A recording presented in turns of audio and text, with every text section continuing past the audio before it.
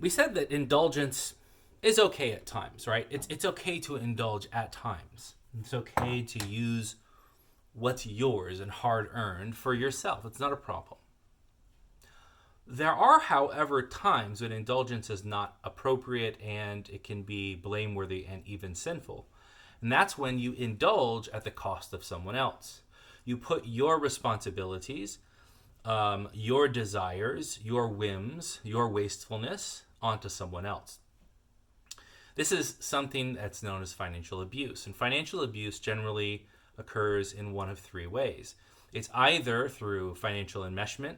This usually happens from parents to children. So this is where the parents make the children a part of their financial lives to the point that the children have no financial persona, no financial liabilities, no financial rights. Everything flows through the parents. The parents spend everything and they control everything.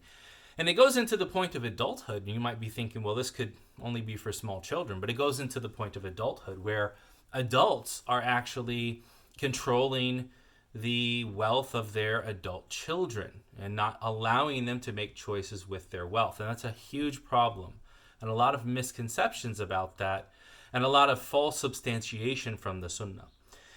There's also financial denial. This happens a lot from husbands towards their wives, where husbands will not pay for things. They will not spend on their wives or their family because they want to control them. They will not give them access. They will not allow them to have a bank account. Things like that. And that, again, has a lot of false substantiations from the Sunnah, misunderstandings and shallow understandings. And then thirdly is financial dependence. And this is where the person who places themselves in the role of the dependent, which mostly happens between or from wives towards their husbands, but can happen from children to their parents as well, is where you drain the person who's spending on you to the point where they cannot suffice and they do not have the ability to sustain themselves financially because of the drain that you put on them. And many times that drain is put on them because you want to control them and you want to use them and manipulate them financially so as to manipulate them emotionally. And again, false claims of his money is my money and my money is my money.